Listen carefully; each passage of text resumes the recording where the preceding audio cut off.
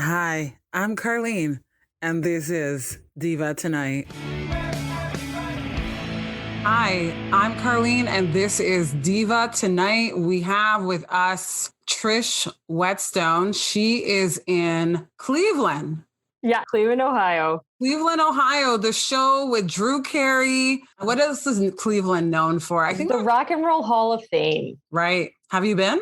You know what? Before COVID, and we recently went again, and some of the exhibits were shut down. Like you can play instruments and like watch a mini concert, and that was shut down, unfortunately. But I had been in the past, even before I moved to Cleveland. So it is definitely a must-see if you ever do travel to Cleveland. Yes, I have been to Cleveland. I only went for a weekend. This was like 10 years ago. And I like the houses. We went to this nice little restaurant. It was a nice little weekend trip. I'd probably go back, maybe do the Hall of Fame, right? Yep, the Rock and Roll Hall of Fame. Yeah, it's definitely fun. And there's some cool spots on the lake that we're on here. You know what? It's not a bad city. It's not where I've lived. I've actually recently moved here. So not lived here my whole life, but recently moved here, and exploring the city is fun. It's not bad. It's not as cool as Toronto, but not many cities are. Yes, Toronto. We are shut down, but yeah, we're known for a lot of things. There's so many things to do here, which is amazing. But thanks to Facebook and social networking, I've been able to have you on the show, which is amazing. For you who is listening right now, Trish Whetstone has a background in gut health and stress. She is also food plus health expert, I think, in some ways. And then you also have a background in psychology and public health. And you are originally from New York, right?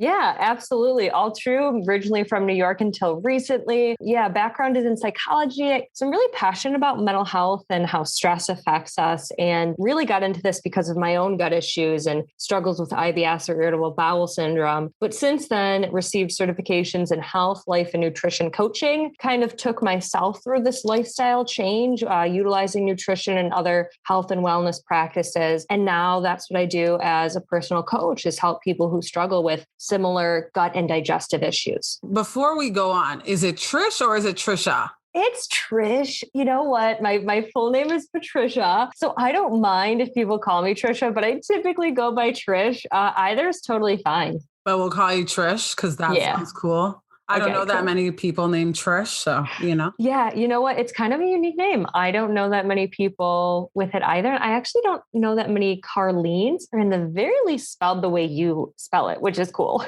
I have struggled with my name. I had someone on the show whose name is Carlin, and she says people call her Carolyn all the time. They try to add the letter in. With me, I get Charlene because Charlene is more common, but I'm like, I don't have an H in my name. I don't. And then they add the H anyways, Trish. I'm telling you. Oh my goodness. That is a struggle. Yep. Yeah. I would have totally, like Charlene, I've heard many more times. So I would think that too, but you know what? It just makes you unique, but I get the struggle. Yes, of course. That makes me different and it makes you different. And we're going to be talking about mental health, but also gut health. I mean, this is a new topic for me. And obviously you have said to me in our last conversation that there's only been research on this particular topic, maybe within the 10 to 20 year mark, maybe a little bit more, but the focus is important because your gut health affects everything else. So for those of us who don't understand gut health, can you explain it in detail, like how this affects you in other ways of your life? Yes, absolutely. So one of the main things going on here is that our gut houses this thing called the microbiome. And our microbiome is a collection of bacteria, viruses, and fungi that are housed in our gut, in our colon. And this affects the rest of our health because we want this environment. It's almost like this wonderful ecosystem that we want in balance. We have both good and bad bacteria and these different bugs, I'll just call them, in our body. But our healthy bacteria, our good bacteria and bugs, fight off infection. So about 70% of our immune response is housed within this microbiome within our gut. So that first of all means any other infections, sicknesses, or illnesses that we're going to have, and even later down the road, chronic diseases are affected by gut health. When this microbiome kind of becomes unbalanced and we have an overgrowth of unhealthy bacteria, the bad are kind of outweighing the good, you don't have enough good to kind of fight off the bad, this is where we'll get different types of disease. So one The first thing, not surprisingly, is going to be digestive concerns, things like gas, bloating, diarrhea, constipation. Weight gain is also hugely impacted by our gut microbiome. And then we see other organs in our body also being affected by this. So everything from our skin health, if we experience psoriasis, rosacea, acne, are often because of this unbalanced microbiome within the gut. And then even things like heart disease and diabetes, because this helps regulate our blood sugar and these other important processes, can be affected by our gut health. So that's kind of my detailed but brief enough snapshot. And I'm not sure if that brings about any insight for you. It does. It brings up a few other questions, but I mean, if we're going to start with the core topic here, we're talking about the relationship we have with ourselves, but also the relationship we have with our health. You know, our mental health and our physical health go hand in hand. And so can you tell me, how do you help your clients as a coach and as someone who is focusing on the health of others? Yeah, absolutely. So as a coach, basically, I provide people with support and accountability and strategies. So sometimes we kind of live in a society of information overload. Like if you had gut or digestive issues, you could go on Google and almost be overwhelmed within 5 minutes of the information that you're going to receive on what you should do for your gut health. And it's going to be conflicting at times. And it might say this diet is better for you, or no, this way of eating is better for you. And the truth is, it's very individualized. So I help my clients find what works for their unique body and their unique life and situation. I help them go through this process of trial and error quicker than they could on their own, because I have studied it, I have personally been through it, and I have plenty of tools and strategies on how to navigate these lifestyle changes. It's hard to adopt a new way of eating, a new diet, or a new way of looking at nutrition. But that's only one piece of this puzzle here. I take a very holistic approach because I think in order to keep gut issues at bay and to prevent further ones from flaring up, we need to look at other areas of our health, like our mental health, our self-care, our sleep, our hydration, our movement. So I really help my clients go through a specific program that I kind of customize and curate for them based on their experiences, and really just provide that ongoing support, typically on a weekly basis. Like, we've tried out this strategy. Tell me what's going well and what's challenging. I'm here to vent to, but I'm also here to just kind of keep you moving forward. Instead of being a counselor, just to kind of chat about your issues. And instead of being a doctor, I don't diagnose or prescribe. I'm just like that right-hand woman to help you in this process quicker and more efficiently, and hopefully in a less stressful way than if you tried to heal your gut on your own. That's a lot to digest there. No pun intended. No pun intended. Absolutely. It is a lot. So you know what? During the pandemic, we have, been snacking more. I know I have. I've actually gained weight. So when you tell me about gut health and how your whole internal system, one thing affects the other. So I have a question for myself, and maybe if the person who's listening to the show can relate to this. For someone who has low iron, who's anemic like myself, what do you think we should consider in terms of our gut health? I think that's a really great question. And there could be a couple things at play. I can't necessarily say it's one or the other, but it is looking at how efficiently you're absorbing nutrients from your food. So we know one of the reasons you might have low iron is because you're not getting it from your diet, right? Okay, you can supplement, you can take iron supplements. You could maybe focus on a eating plan that's clean, but does incorporate some animal protein. It does not mean that, someone with low iron has to be a meat eater. We just know that we're likely to get that. And sometimes the anemia and low iron is more common in vegans because they aren't eating red meat, maybe. So clean grass-fed beef, things like that are fantastic. But I would say in general, what we want to do is work on reducing inflammation in the gut. Most gut issues, and if someone isn't fully absorbing nutrients, they might have too much inflammation going on within the gut. So making a switch from a more processed diet that has some of the bigger inflammatory triggers, like tons of added sugar, gluten, and dairy, those tend to be the top 3 food sensitivities that we see cause inflammation in the gut. Now, I want to kind of say that this is totally individualized. Not everybody has to be gluten-free. I'm not saying dairy is completely bad, and I'm not saying sugar is the demon, but sometimes cleaning up and getting rid of some of these biggest gut triggers can help heal the gut, heal some of this inflammation, actually heal the gut lining. Sometimes we have something called leaky gut, where the gut lining is becoming leaky, basically, and we're not able to absorb nutrients. So sometimes that's at play with nutrient deficiencies. If we look at cleaning up and eating a more whole foods diet and maybe taking out some of these big triggers, that can really help nourish the gut, reduce that inflammation. And then it's possible that you can absorb nutrients, for example, in your case, low iron, more efficiently. You said the leaky gut. And I'm just wondering, for someone who wants to see how their gut health is doing, I'm looking into getting a colonoscopy. Is that how they see the condition of your gut, like your insides, like the stomach doctor? Yeah, absolutely. One of those things that look into that. For looking at our overall health, I guess that's what would be the stepping stone, or what would you? Yeah, you know what? I think there's a lot of different tests that can be done for gut health, but it's really a good idea to get the colonoscopy out of the way, because that can show if you have polyps on your colon. It's not going to show leaky gut.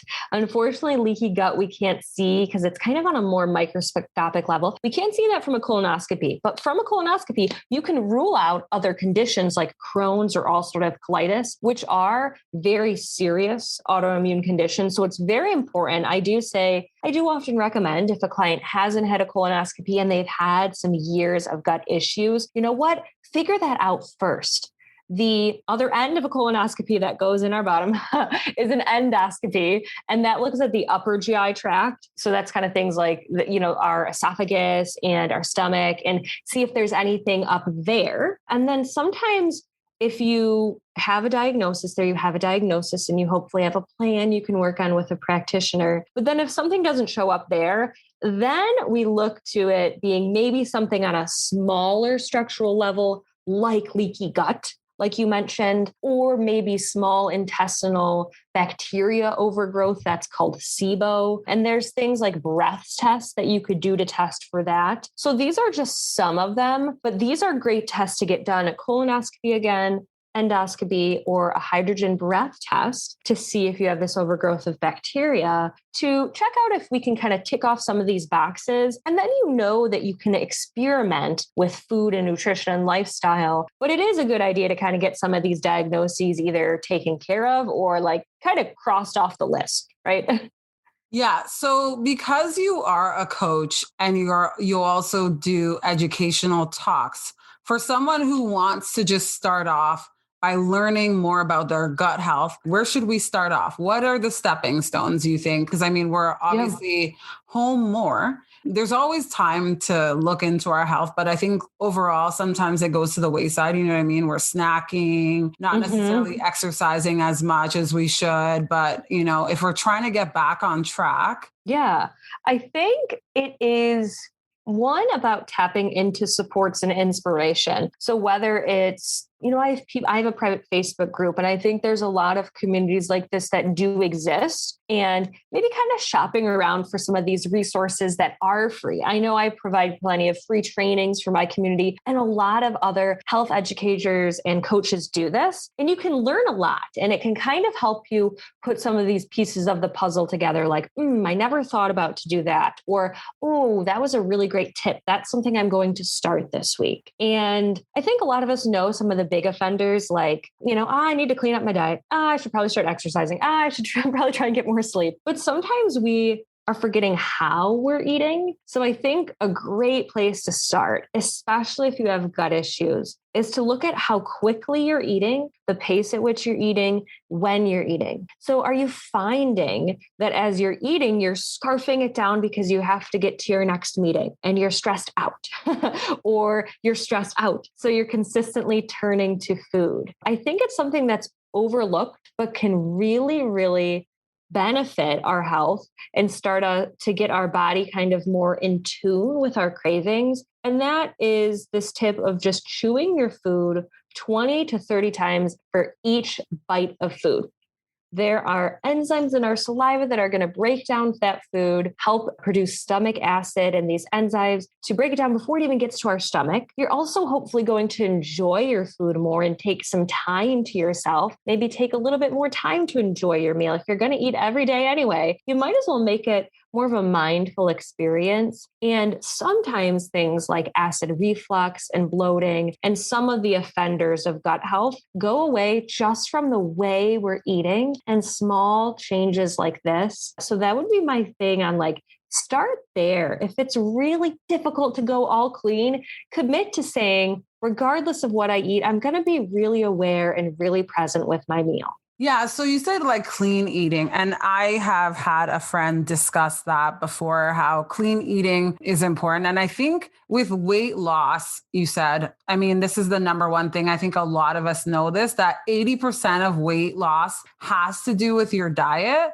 And then like 20% is exercise. If that is the case, and we're starting off and, just weaning ourselves maybe off of those snacks or whatever, where would you start? Like in terms, because they say breakfast is the most important meal of the day. So as someone who's very health conscious like yourself, how many meals are you eating? I know it's different for everyone on their lifestyle, but if you're working 9 to 5, let's do that. Like a lot of people work 9 to 5. What would you say to someone who's working that shift in terms of like their eating habits? Yeah, I think that's a great question. And of course, it is different. There is a lot of buzz currently around intermittent fasting and skipping breakfast, but a lot of recent research just came out this past March in 2021 about how fasting really is not as beneficial for women, likely as men, especially women in their reproductive years, like their 20s and 30s. And there is research showing from the National Weight Loss Registry that most people who were able to keep weight off over a number of years, not just months, but years, also were breakfast eaters. So I will say,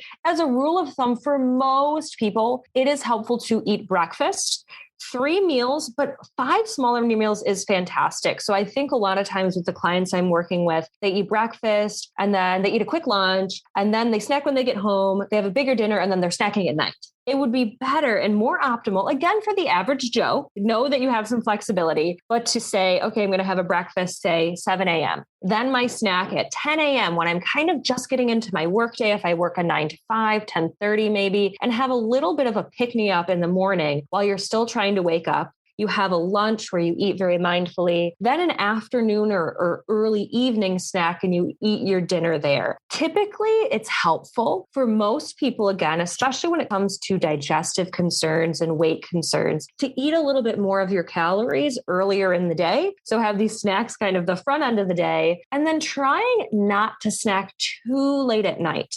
Really optimally, our body likes and works really well with a fast overnight. Sleeping is meant to be our fast, but some of us are waking up and we're having like a midnight snack, and then we're waking up early and having breakfast. A 12-hour fast. So let's say, 7 p.m. to 7 a.m., you're going to fast. You're not going to have a late night snack. That is a really optimal way to give our digestive system a break, to not store some extra fat at the end of the day while we're sleeping. I would say as a rule of thumb, this structure works great, especially because a lot of times we end up snacking more so at night because we're getting blood sugar crashes because we don't have enough nutrients throughout the day. So I would kind of recommend that general structure again for most people, especially if you're kind of looking to get your gut health in line and have a little bit of a fast at the end of the night. That sounds great. I was checking out your blog and I love the 10 minutes or less snacks, because I think it's hard to find,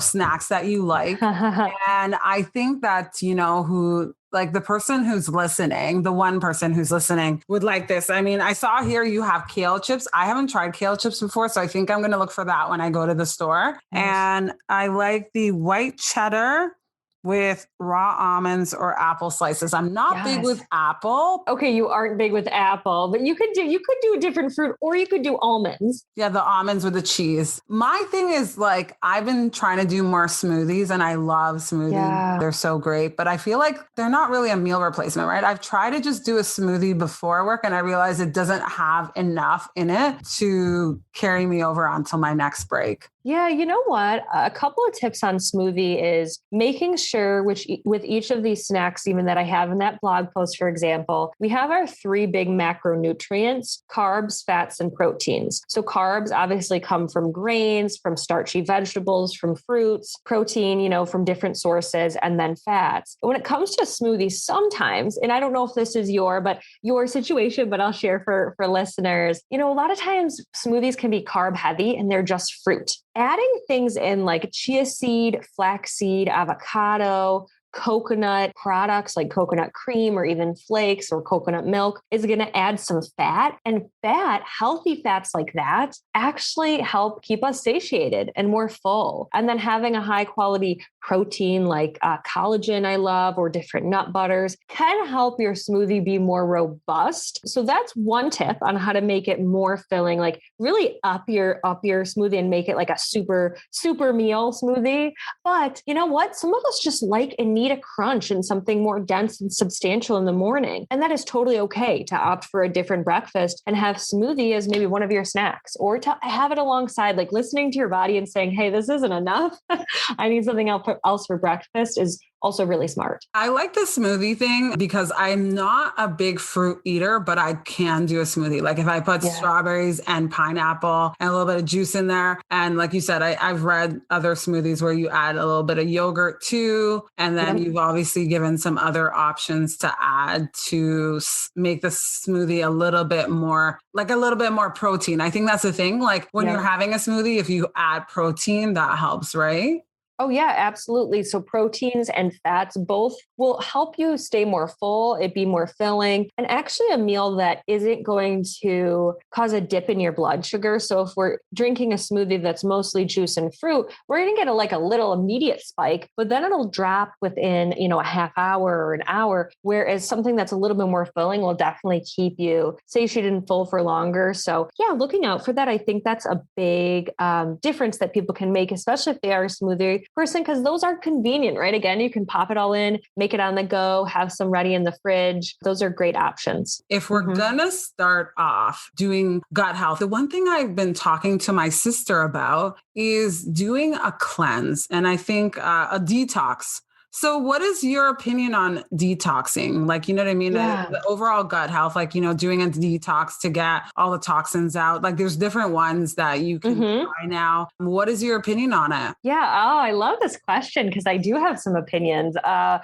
think detoxing can be hugely helpful. For most people, I recommend a whole foods detox or a whole foods quote unquote cleanse, where you take out almost all processed foods, you would take out added sugars, and maybe you would take out certain food offenders like, grains or specifically gluten, maybe dairy, maybe soy, or things you are unsure you might have an allergy to, like eggs. Not everyone has to, but really just focusing on whole foods, like whole fruits, whole vegetables, unprocessed high quality meats, maybe beans and legumes, if that works for you, and just really wholesome foods. That's one of the best ways to detox. You can add in like a detox tea. I love that from Yogi. And you're still nourishing your body, but you're basically detoxing out the processed crap. Then the next level is doing a liquid cleanse or a very low whole food cleanse. And I usually only recommend that for someone to do that maybe a day or up to 3 days on like smoothies, juices, maybe soups or broths, especially if you are getting really sick or you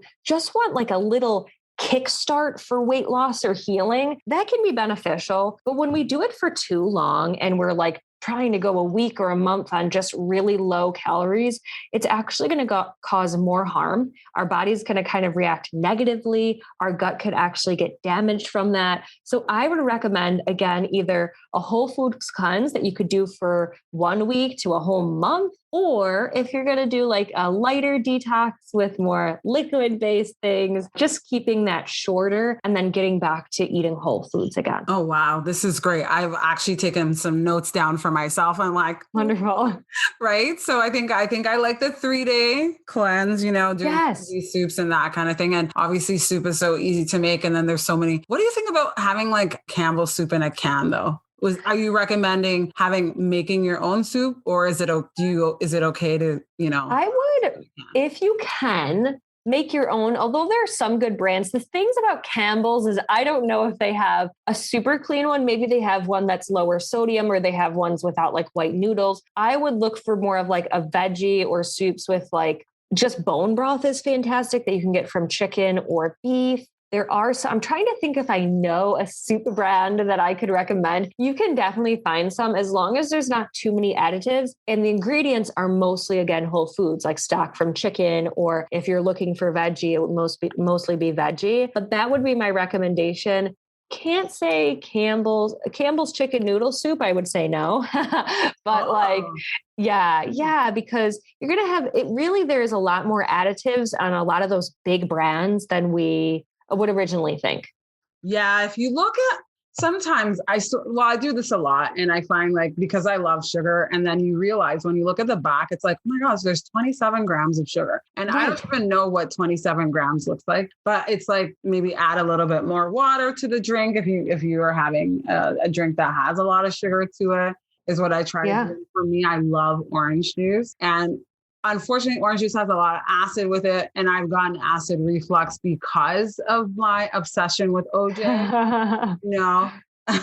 Yes, exactly. And you know what? Like, so watering it down is great, or adding it to a smoothie that will have some fiber. So 27 grams, for example, is about our whole daily recommended amount of sugar. And if you're getting that in like one drink, that's a lot, right? But if you have freshly squeezed orange juice, which I know is more work, but freshly squeezed will have like a little bit more pulp, which will have some fiber. Whole fruit has more fiber. So if you add it to a smoothie, then you're going to have some fiber that will keep you full. If you add a little bit of protein, like collagen protein has no flavor. So you can make like a little orange shake and have some of that. So it doesn't have any flavor. And then maybe a little bit of fat like chia seeds. You could just be slowing down that absorption of your sugar. Your body can use it more than if you just kind of in and out with juice. So that's, I guess, one final recommendation there.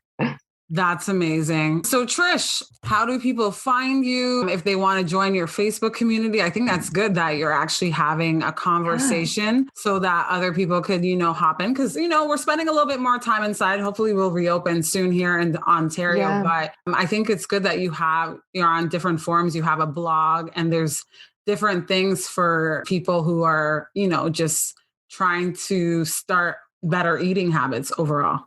Yeah, absolutely. So feel free to check out my website. It's healthcoachingbytrish.com. That is where my blog is that Carlene is referencing. And you can also see my other social links on there. I'm most active on Instagram at Feel Good Gut Girl. You can also find me on Facebook. My page is the same as my website, Health Coaching by Trish, or my Feel Good Gut group is my private community, which I do more trainings on things like nutrition and how to adopt these lifestyles. Also, some of the effects of gut health on our mental health and, other areas of our health as well, and how you can optimize that. So I'd love to have you in my Feel Good Gut group. I have one last question. For overall mental health, what do you think that people should do a little bit more now than ever before? Because a lot of people are feeling stressed out, because they've spent so much time inside. So they're probably feeling a little bit more stressed, anxious. I mean, we're do the best we can, but what advice do you have? Absolutely. There's a lot of different things you can do, and managing stress is pivotal because stress hormone cortisol does impact our gut. That microbiome that I talked about initially can get out of whack just from cortisol and too much stress. And then I may have not touched on this, but our gut actually houses so many of our neurotransmitters, including serotonin, which is one of our feel-good neurotransmitters, which is responsible for mood. About 95% of that is in our gut, not our brain.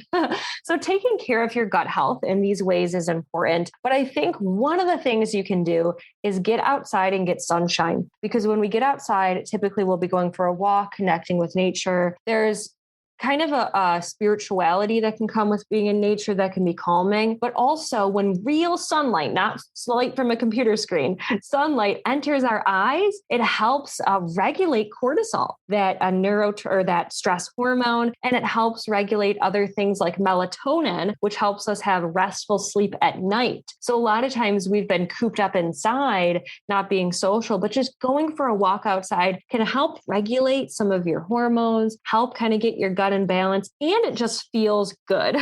So no, it's helping you internally, physiologically, but it also just feels good and is a great stress reliever. And I think maybe some of us need that reminder during this time to get outside.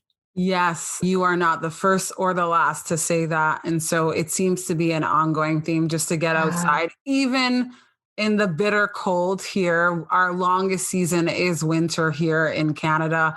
And so we've had cold weather up till like the first or second week of May. But yeah, you're right. Every time I go outside, and I love the area I'm in because there's more trees. There's something about the trees that do it for me. And yeah, it's so great to just get outside at the beach or anywhere with nature. But you are right. And I hope that whoever is listening is hearing that message to get outside, even though they've gotten so used to staying inside. It's so easy to stay inside because you're like, if you're working from home, it's so easy. It's so easy. Yeah. Cause like if you're not commuting anymore, you're not taking trips to the store or like for social events, you're just kind of cooped up. And also in some ways we're so connected to things like Zoom, which is fantastic. Like it's amazing that we were able to connect over Facebook and then over Zoom, and it's wonderful. But take this podcast if you can on your phone and go listen to it outside on a walk, right? You can listen to podcasts, you can listen to music, you can just listen to like the bird song or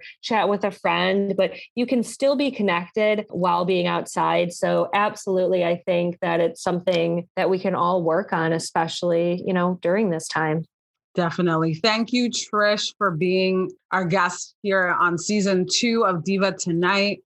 And I hope you have a great 2021 and all the best with your podcast and coaching and everything you do to spread the word about gut health. Yes. Thank you so much for having me, Carlene. I wish the best of 2021 to you as well. Thank you. Hi, I'm Carlene, and this is Diva Tonight. We have a featured guest, Tyler Del Pino. He will be performing in the end. Your train's arrived, now where's it go? Your heart's alive, still time to grow. The world's got its rules and it don't add up, so go where you go.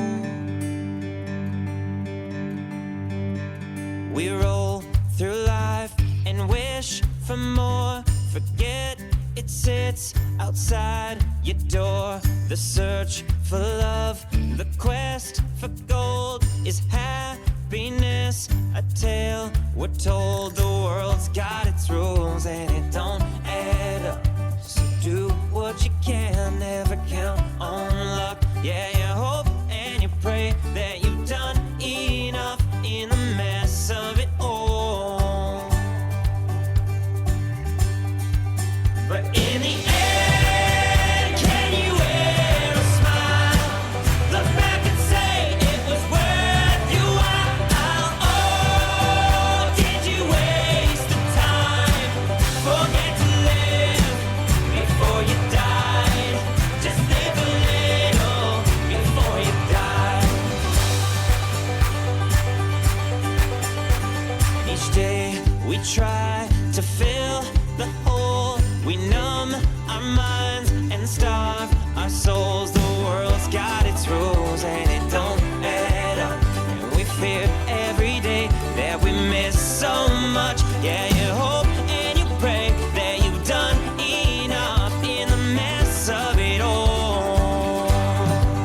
But in the end, can you wear a smile? Look back and say it was worth your while. Oh, did you waste the time? Forget to live before you died. Just live a little before you die. Oh, oh,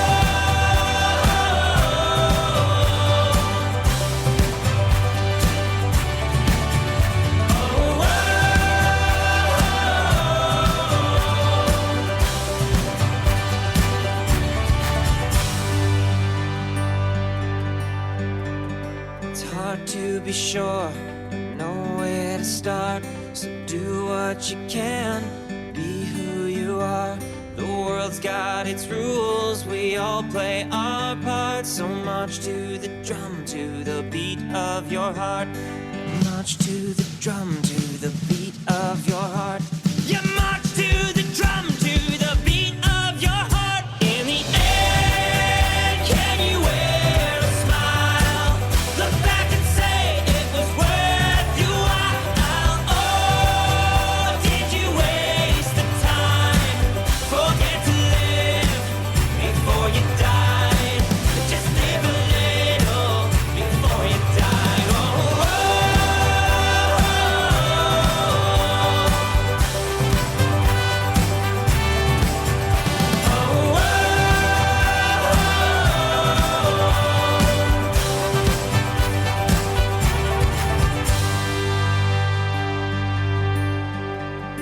train's arrived. Now where's it go?